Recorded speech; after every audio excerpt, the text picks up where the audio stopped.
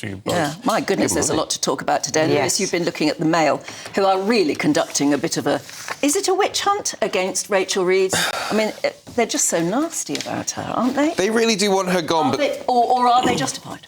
Well, look, at the end of the day, their readers want her gone. They actually did. So there's two polls they're talking about. They had one on the website yesterday that 97% of the readers, 80,000 people, voted in it. They want her gone.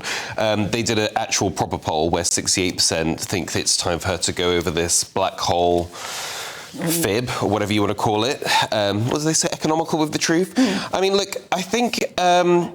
I can't see her going. I know everyone kind of is like, she's going to go.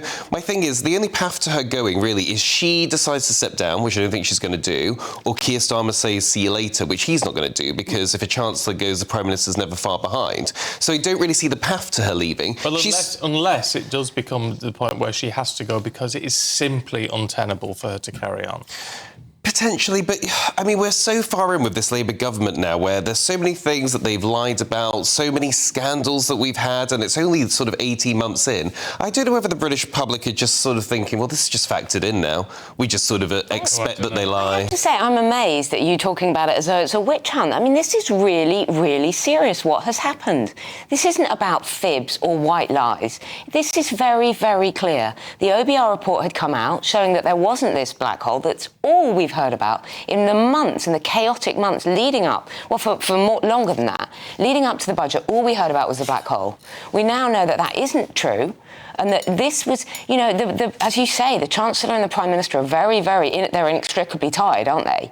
So Starmer is also looking uncertain at the moment. But I mean, you know, Mel Stride has now asked for Rachel Reeves to be investigated by the Financial Conduct Authority. This is potentially a civil offence to mislead in the pre-budget statements in that way. If she has abused the market abuse, as it's known, then, I mean, that actually really is very serious. This is very, very serious. So I think the next few days are going to be critical. This isn't... No, but I'm just objecting to this kind of idea. It's across the papers. You know, the other headline, you've got the Telegraph there, but the other headline in the Times is something about Starmer knew about the black hole lies plot as well. I totally understand what you're saying. With the public you're not incorrect. I'm just saying, and maybe this is just me, it's just factored in now. Like, I'm just beyond the idea that these politicians are ever going to be held to account on anything. I mean, just look at what was not in that manifesto. We've had the 2-child cap lifted, the Chagos Island sold off, digital ID, no jury trial.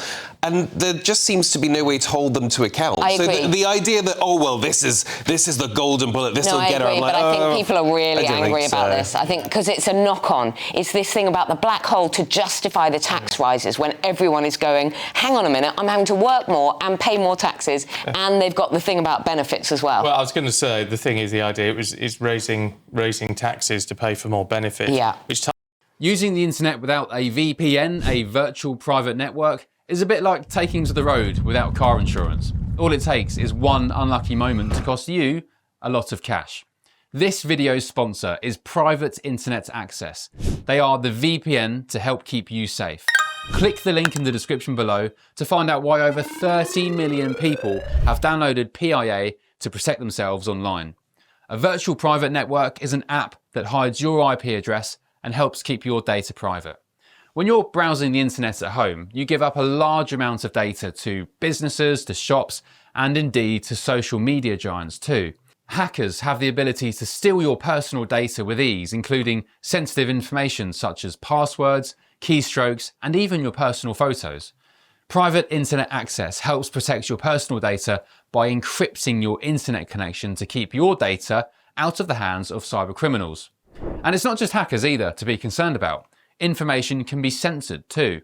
When Canada passed their C18 bill, social media giants decided to ban news content on their platforms. But PIA can protect your ability to consume the news and content you love. Private Internet Access is available for Windows users, Mac OS, Android, Linux, iOS, and you can use one PIA subscription to protect an unlimited amount of devices. And we've got a huge GB News discount for you too. Click the link in this video's description and you'll get a massive 83% off PIA. That's under £2 a month, the price of a coffee, and you'll get an extra 4 months completely free on top. Also, there's a 30-day money-back guarantee too. Visit piavpn.com/GB News to start protecting yourself digitally today. Ties in with the Sunday Telegraph, Emma, Yeah. where it's claiming a new study shows that working families are £18,000 poorer than jobless families. Yeah, and this is also front of the Express. Families need wages of £71,000, the equivalent of a family of three. So they're talking about hardworking families of three would need to earn £71,000, both of them working, in order to equal what a family at the same level could claim in benefits every year. And so I think people are really feeling that hit. Living next door to each other in the street. And one was totally non-working, and the other one's hard-working parents. And how many children are you meant to have in this particular family? So this is one parent claiming average rates of universal credit, housing and health benefits, and receiving £46,000 in the next year or so. And so the other people would have to be working and earning that money. Basically, it's a basic equation where they're working and earning it and paying their taxes, and someone else is getting it for free. So why of would the you equivalent. work if you don't have to? It's easier not to. Exactly, that's what they're. It's definitely an issue.